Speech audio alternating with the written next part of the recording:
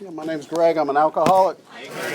And I'm very grateful to be here this evening and grateful to be able to introduce Tamara, my wife. And,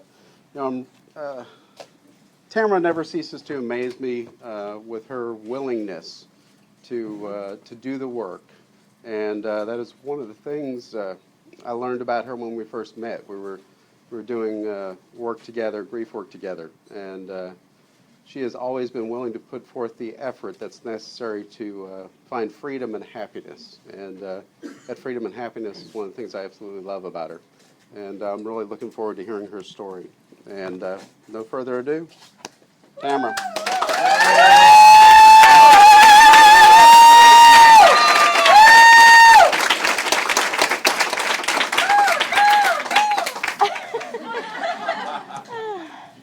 Hi everyone, my name is Tamara. I'm an alcoholic. That just made me cry already. So, my sobriety date is November 12th, 2007.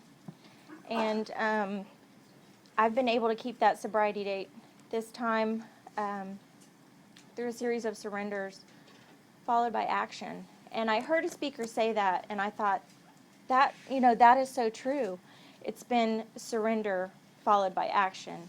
And what I lacked before, I think, was the action part.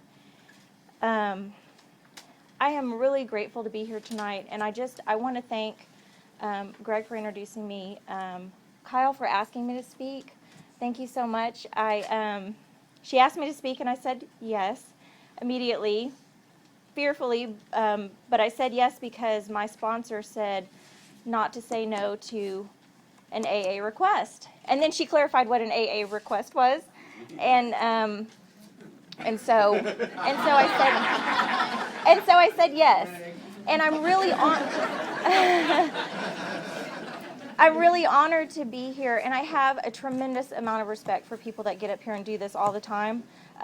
This is not my cup of tea usually, to be up in the front of a room of all these faces and eyeballs looking at me, but I feel really, really loved. I mean, I've got a whole garden up here, flowers, and I've gotten a lot of texts and calls and emails and prayers, and they worked. The prayers have worked because I haven't been nervous until right now.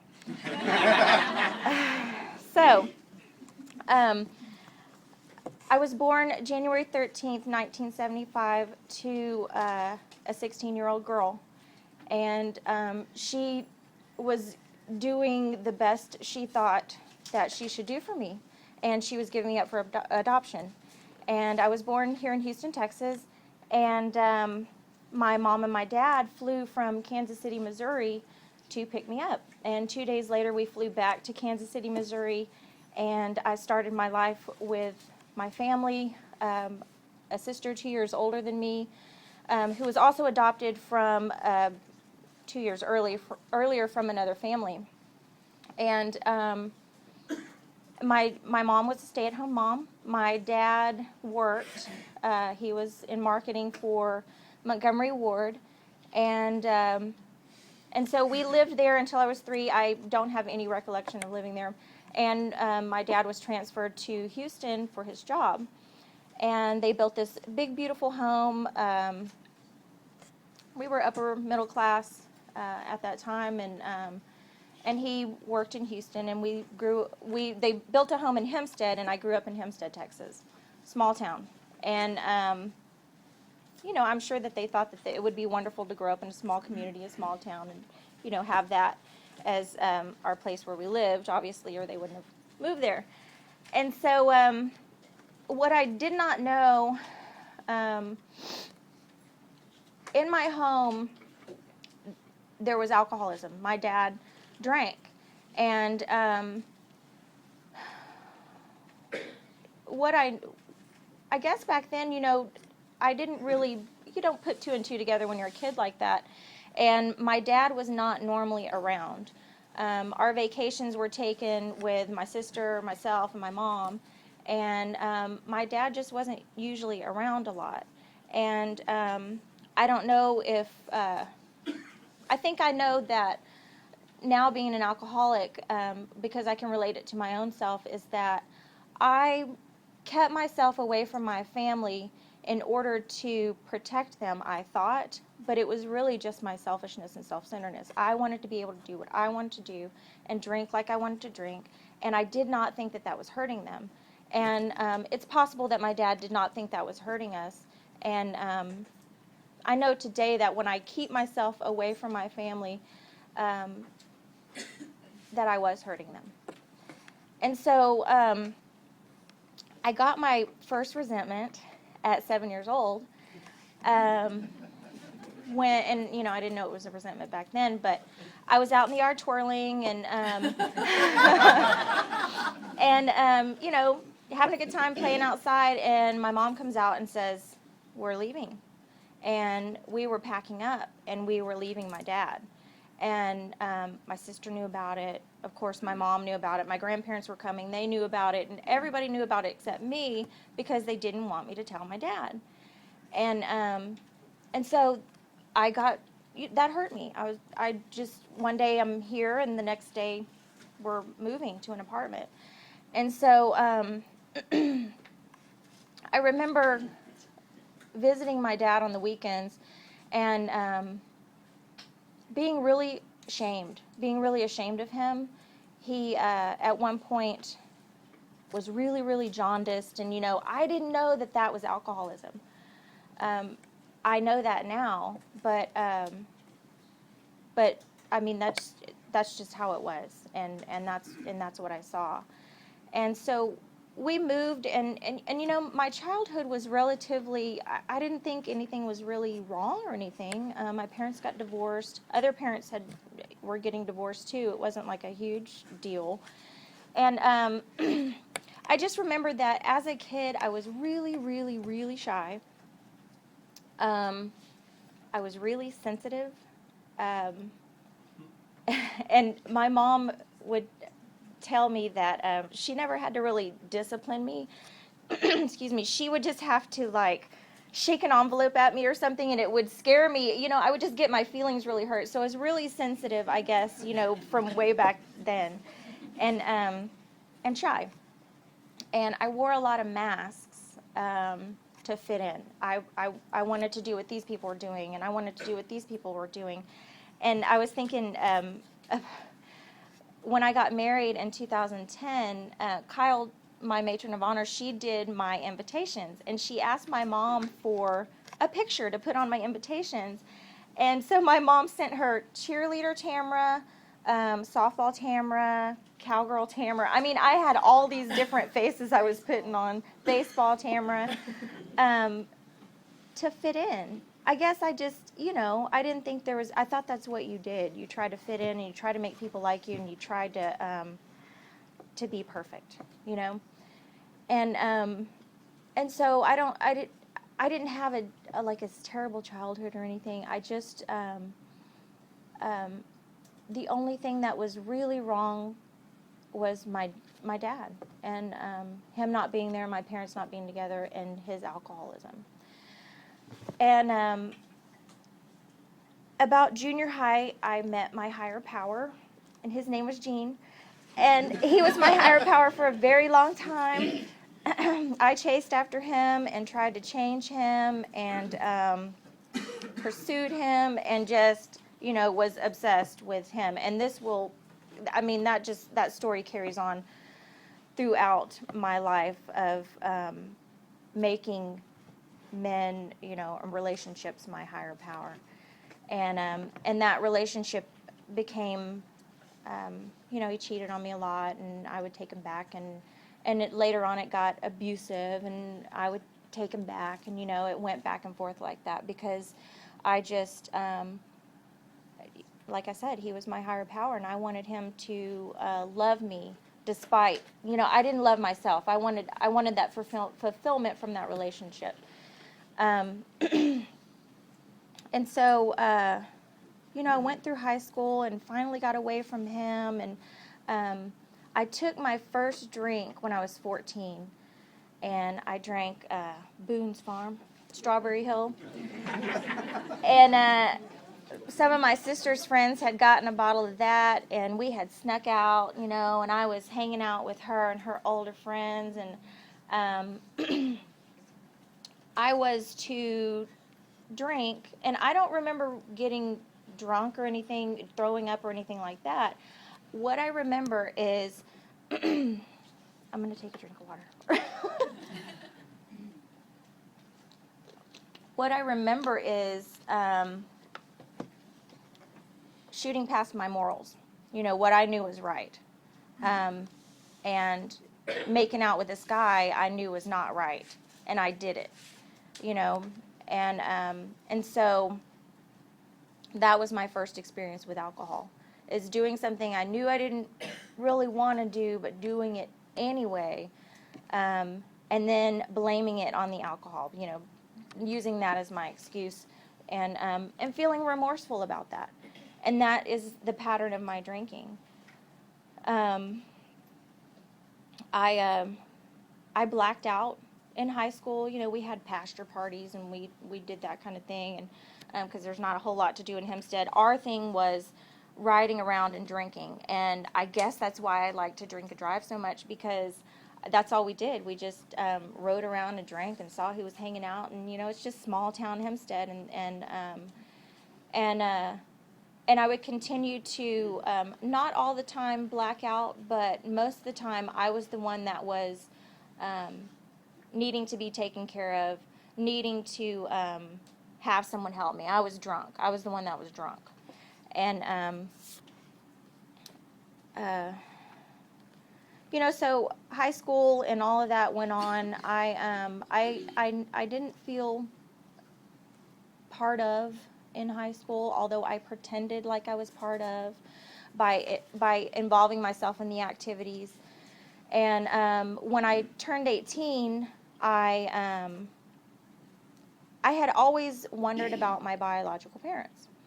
And since I was small, I knew that I was adopted. My parents told me that. And I think that also contributed to, feeling different. I mean, people had parents that were their parents, and mine weren't my blood parents, so that felt a little different, and I always wondered about them. Well, when I turned 18, my adoption was an open adoption, so I could find my parents, and I set out to do that, and I found my biological father first and got my second big resentment, because he met me, and he had a family. They didn't know about me, and he met me for a couple of hours, and we exchanged pictures and how our life went and everything, and then he asked me not to contact him anymore. And it really hurt, because I put this effort forward. I was 18, and I put an effort to go find him. Anyway, I also set out to find my biological mom, and I did, and she had been trying. She had wanted a relationship with me, and was really happy that I'd found her and everything. And at this time, I was hanging out with friends a lot, not really hanging out at the house. I was living with my mom still, and I would go, and I would be gone, and I wouldn't come home, till 1, 2 o'clock in the morning. And my mom was really fed up with that. She didn't want me. She told me this was not a hotel that you can just come and go anytime you want. And I was out with some friends, and we had wrecked my car, and Denise is my biological mom, and she said, well, come stay with me, and we'll get your car fixed. We'll get you a job, because I'd been fired from my job. I didn't show up to my job because, I was calling in sick all the time. I was out late, and I, was tired and hungover, and so I got fired from my job, and so I thought that was a great opportunity, and I went to live with them. And my half-sisters and half-brother was small at the time. I think they were 3, 4, and 7. They were small kids. And so I'm 18, 19, around that age, and was good for a while, but met some people in Houston and started to go out some more. And started to do the same thing I did, and would be out drinking and everything. And they had offered me the opportunity. They helped me find a job. They fixed my car. They were trying to get me in school, and they were trying to do all this stuff. And, you know, I'm just selfish and self-centered. I want to do what I want to do, and so I did what I wanted to do. And I was hanging out with this guy and his friends, and spending time with him, and I got pregnant, and really scared. And I didn't want them to find out. I didn't want my mom to find out, so I didn't tell anybody. And I had this friend, and she said, well, I've had an abortion. It's not a big deal. You can do this and go stay at my house. And the father didn't want the baby either. And so, you know, I'm an 19-year-old girl making this really, really adult decision. And I did it. And I did it out of selfishness and fear. And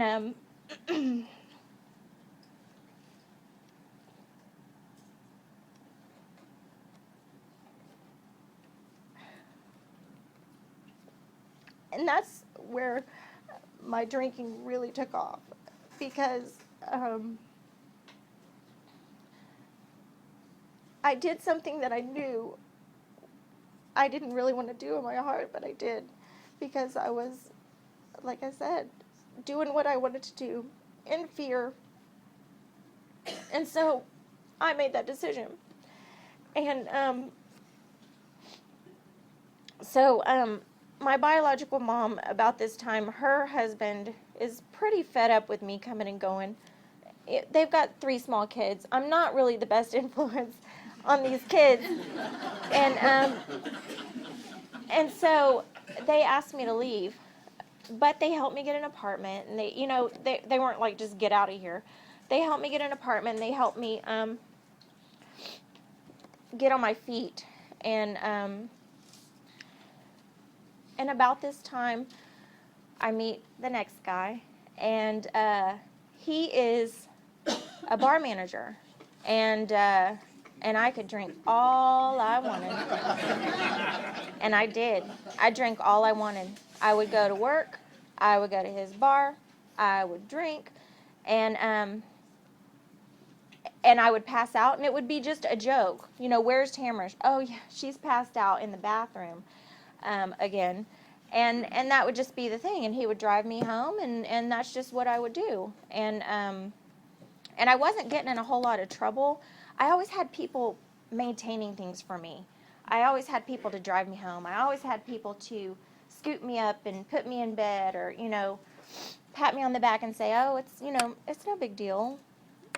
Your drinking is not shocking to them. Of course, they were drinking pretty hard too. And so I had a long relationship with him, and like I said, my drinking took off because I had all that shame and stuff from that abortion, and I had these resentments, and I had built some other resentments too with that abusive relationship and things like that, and I was starting to feel sorry for myself, and I would use that for some fuel to drink, and so I just drank to my heart's desire. I could with him, and we were together for a long time. We got married briefly for like 6 months, and thank God I'm not still with him. I just used someone else again. My story is to use these people to make me feel better. And so I got out of this relationship, but also for me, I don't ever get out of a relationship until I get, and like one set up over here. And so usually I'm talking to this guy about how terrible this guy is, and this situation is so bad, and so it was my coworker, and he and I would have long talks, and he was very understanding, and so I ditched this guy, got divorced, and went to the next guy, and he introduced me to drugs, and I am definitely an alcoholic for sure, but drugs catapulted me far beyond my morals, faster than, I could say, blink an eye. And I just, and the guilt and the shame and the self-pity and the depression and all that stuff that comes with using drugs, I just could not handle it. And so we were together also for a while, and we drank a lot. I mean, it was just on all the time, and we drank and we did drugs, and I was crazy.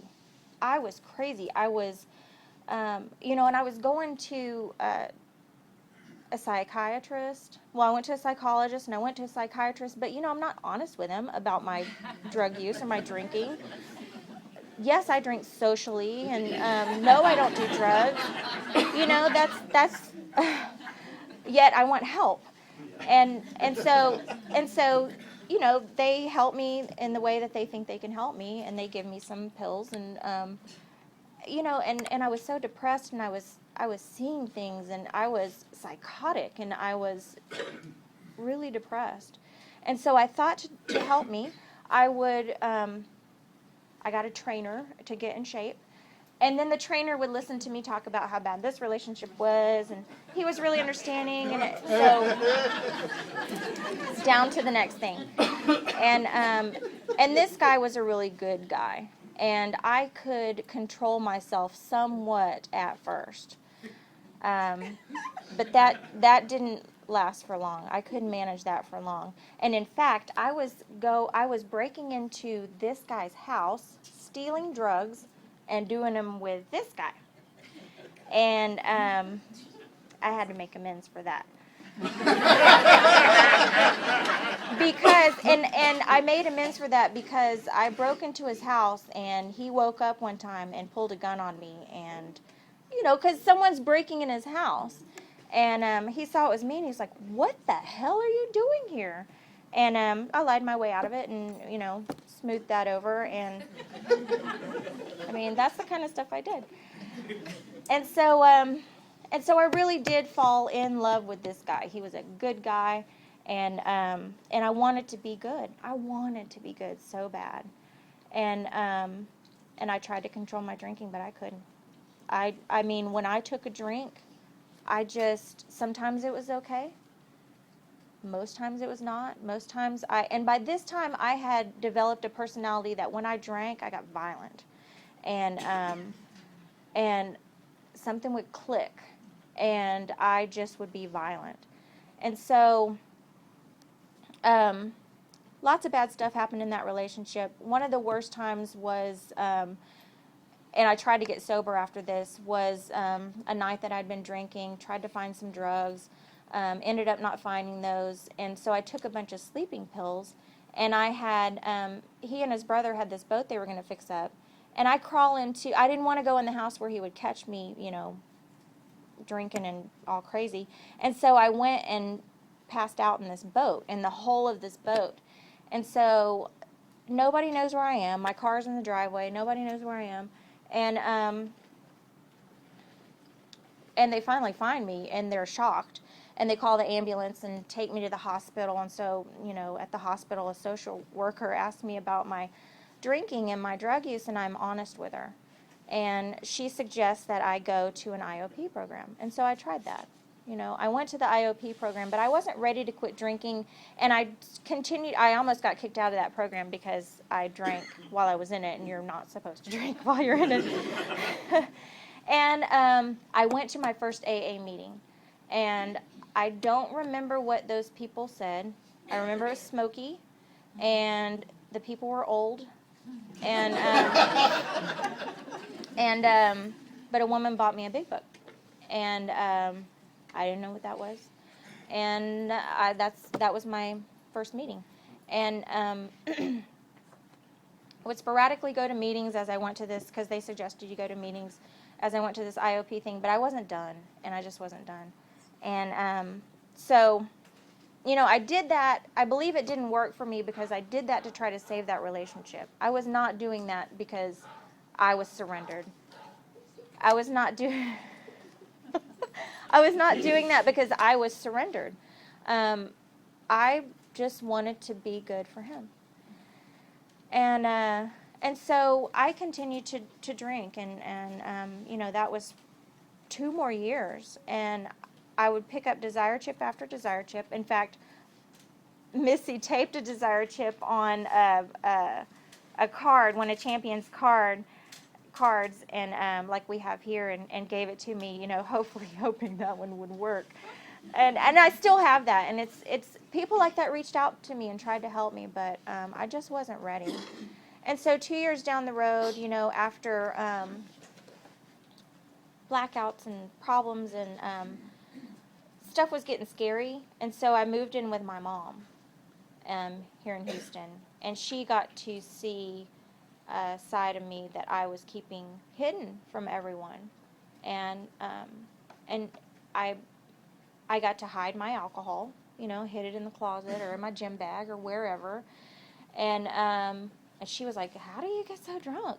And you know, I had little bottles of wine everywhere, and you know, the whole thing of thinking you got enough and having to go back and get more and all that stuff, and I raged at my mom and was terrible to her, and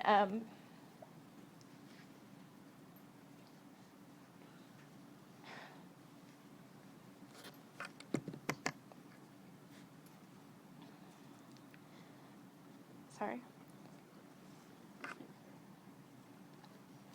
If you've heard me talk in meetings, you've heard me talk about my mom, and our relationship hasn't been stellar. And today, because of this program, we are developing a relationship, and I'm so grateful for that. You know, but at that time, I just was so deep in my disease, and I just couldn't have a relationship with anybody.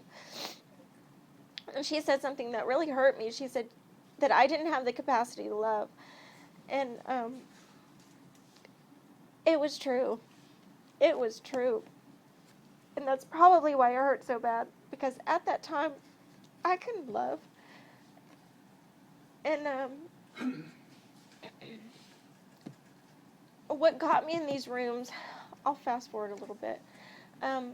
I'd gone, my dad and I were buddies, and he had since moved to Austin with my stepmom and my stepbrother and stepsister when I had graduated high school, and we were hunting buddies, and I went hunting one weekend, and you know, of course there was alcohol out there and everything, and this particular weekend I'd gone out there, and I got up that next morning and I drank, and I didn't usually do that, but I got up and I drank, and I was really drunk, and I started to drive home, and it was a Sunday, and it wasn't quite noon on Sunday, and so I stopped in Austin and waited 10 minutes for the store to sell me beer, and I opened that first beer and, you know, took a big drink and put it down and rear-ended a guy, and so the cops show up, and a lady's like, "They smell alcohol in your breath," and I was like in and out of blackout kind of thing, and this lady cop was not very nice. She didn't like me very much, and I was being I was being really rude to her, and so she arrested me and took me to jail. And when I was like, I know my rights, you know, and they put me in like the padded room and all that stuff. I was just being really terrible. And as I started to sober up, and I changed into this jumpsuit, and they put me in the cell, and, you know, I had to wait out my time until the judge saw my case and everything. I was mortified. I just could not believe that I was in jail. I could not believe it. I'd been pulled over many, many times before and had never been arrested. And, you know, this was my time. And I thought that was the worst day of my life. And that was November 11th, 2007. And so the next day was terrible. I get out of jail about 11 o'clock at night, and I take a cab to my dad's, and he takes me to get my car out of impoundment, and I drive home, and my mom and sister are at the house, and they had been looking up rehabs, and they suggested I go. And it's Monday morning. Work knows I'm not there, and they know why. And I'm like, I got to go to work, and I just can't do that. And so, but I go, and that's what I was saying at the beginning. It's a series of surrenders followed by action. And so I went, and I sat on the couch there to get assessed, and bawling my eyes out. They say I should stay. And and they were right. And I will never forget this guy named Kevin, and he had been inpatient there for just a week. And he came over and he saw me having this huge dilemma with whether or not to stay. And he reached out his hand and he said, "Look, I've been here. Trust me. Just stay." And for whatever reason, I believed him. Maybe because he was there. And I stayed. And thank God I stayed. Thank God I stayed. And I heard the message of alcoholism. I heard that I wasn't a bad girl, that I was sick. And I heard what happens when when alcohol goes into an alcoholic's body.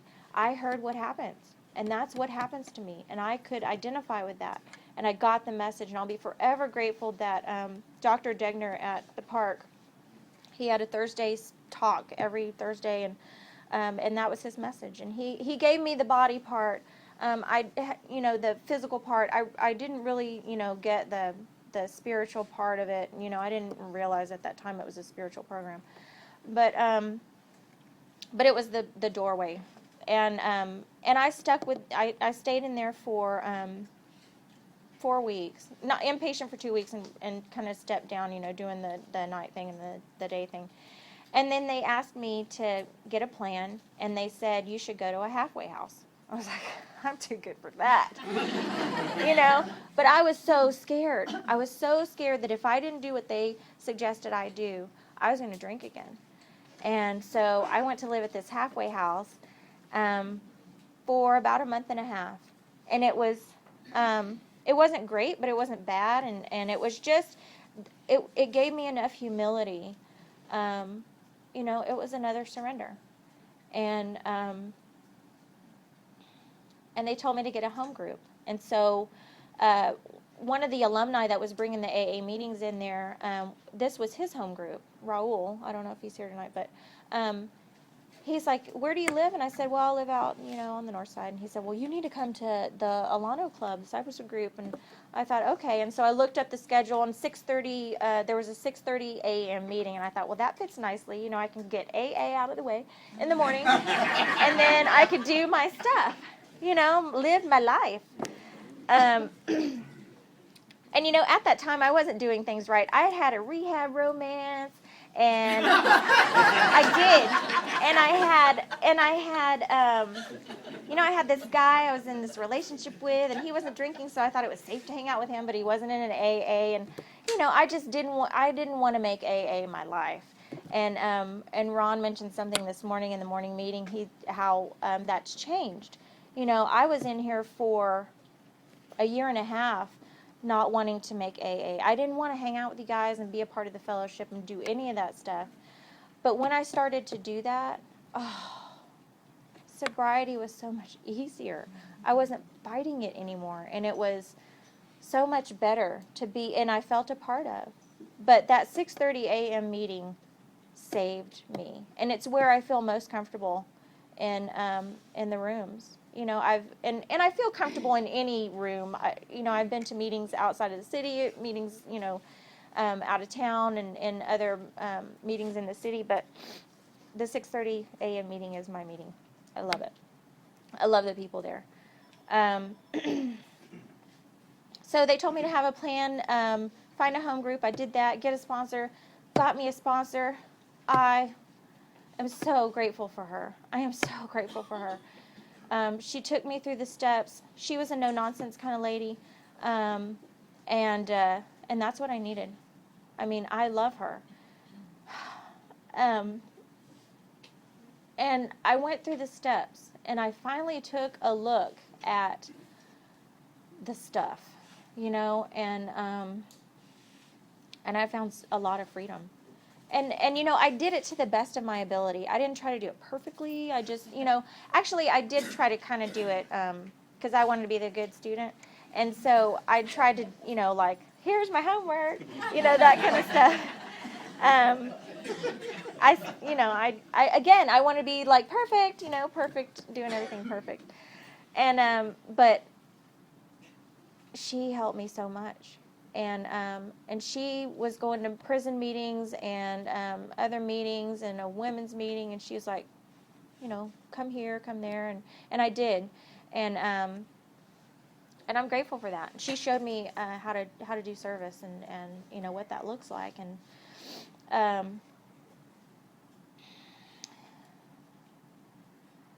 a year and a half into my sobriety, my dad died, and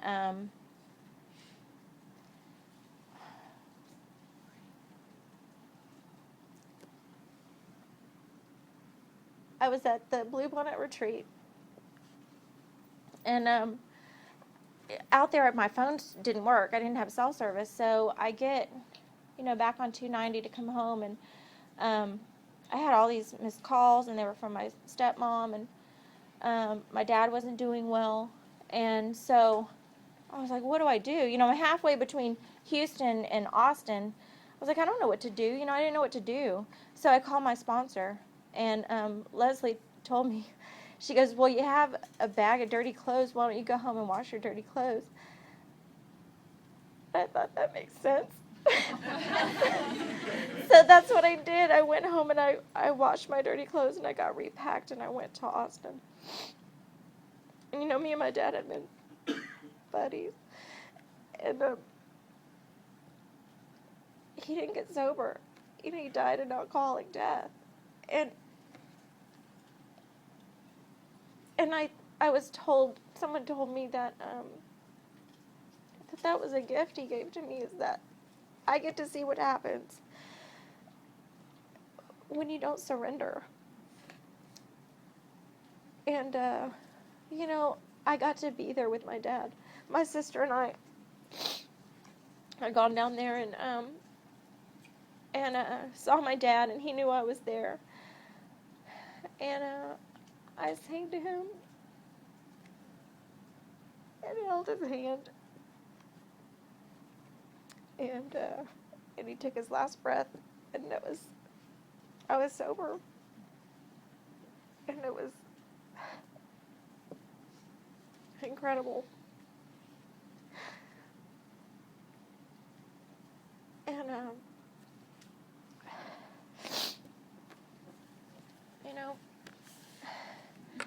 as sad as that is, and I asked why. I was like, why? Why didn't he get sober? And Leslie again told me, don't ask why,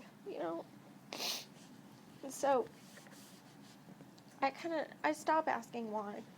It doesn't matter why. Why I wanted to know why I was an alcoholic. Why me?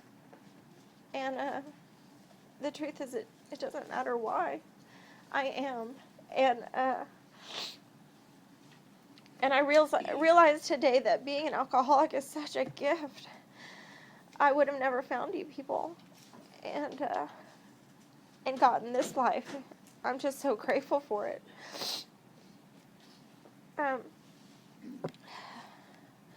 I get back home from from my dad passing away, and I come to AA, and I talk about how angry I am at alcoholism and how sad I am. And this is where I get the healing. You people tell me my dad died of alcoholism, or my mom died, or whoever that you knew and loved died, and I got through it without drinking. And that following week was my dad's memorial, and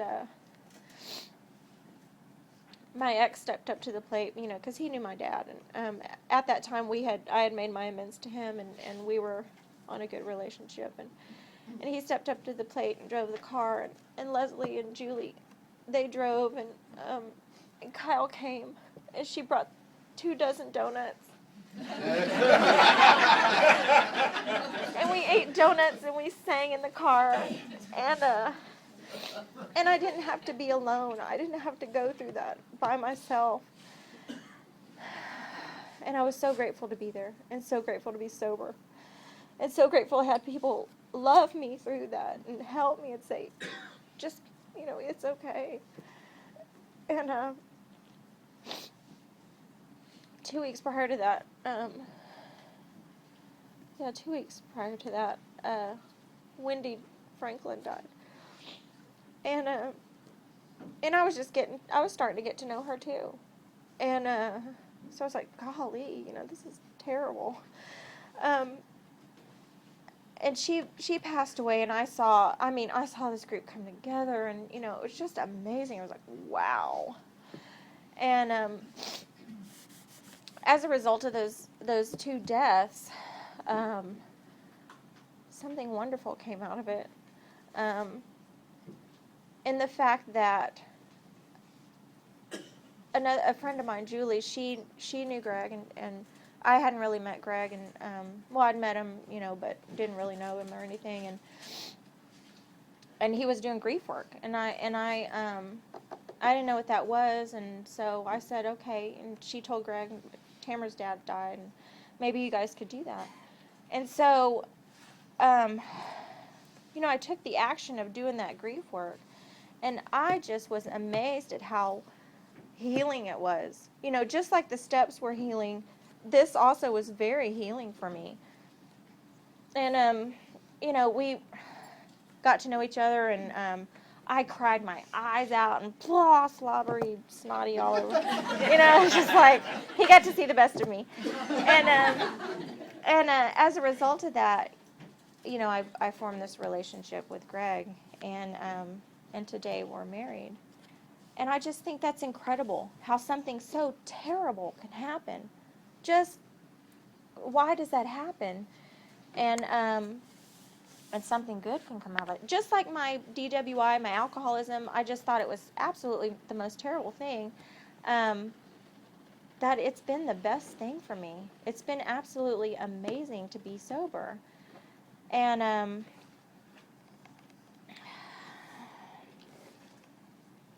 don't know. I got my first sponsee, and she scared me. She was angry, and I was trying to people please. I wanted her to like me, and I wanted to be a good sponsor, blah, blah, blah. And I was like, I'm going to mess this girl up, whatever. And I know today that I don't get anyone sober. I don't keep anyone sober. That is all God. I mean, God's grace has kept me sober. God's grace got me to AA. And people's paths are their own paths. And I am just here to be of service and to help. And I love that girl. I love her. And I have since had other sponsees. Oh, I just love them.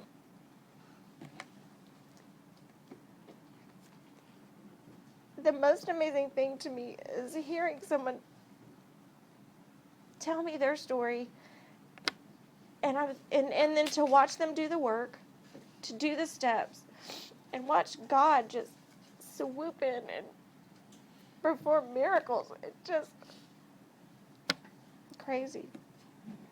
I have watched amazing things happen. And, I just get to sit back and watch, and I just get to say, here's what I did. If you do it, maybe God will do something for you. Let's just see. I don't know. And that's just how it's been. I mean, that is truly a gift to get to watch that. And I was like terrified. I was, like I said, I don't want to mess these people up. My sponsor moved to Austin, and and I miss her a lot. And I got another sponsor, and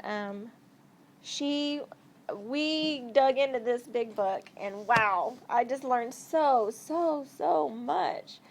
And the women that have helped me, not even my sponsor, but other women, I'm just, it's incredible. It's incredible to be a part of Alcoholics Anonymous. I learned a lot about the big book through her, and I think just different people are put in your path. It just goes, and it's really cool if I'm willing to just say, I'll do what you tell me to do or what you suggest I do, and I do it, and things just happen. Things get good, and not every day is great. It's not like, but most days are great. Most days are great. I mean, compared to what they used to be. And I'm just gonna. I think I'm done. I just want to read one quick thing that I think just sums up.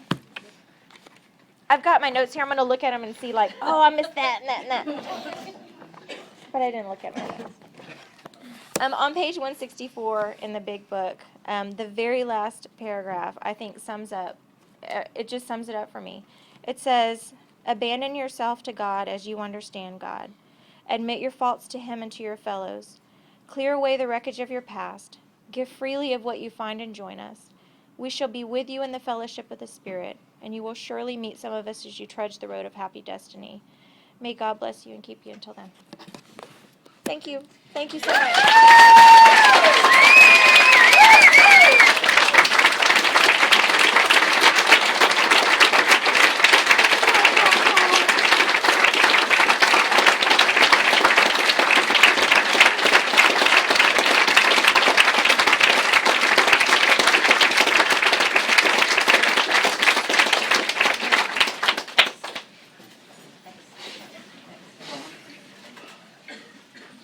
Wow, Tamara, thank you so much for coming and sharing your experience, strength, and hope with us. And now let's go to chips. Oh, okay. At the Lotto Club, we give out chips for different lengths of sobriety. The first chip is a desire chip. It's an outward token of an inward desire to stay sober one day at a time. Would anybody like one?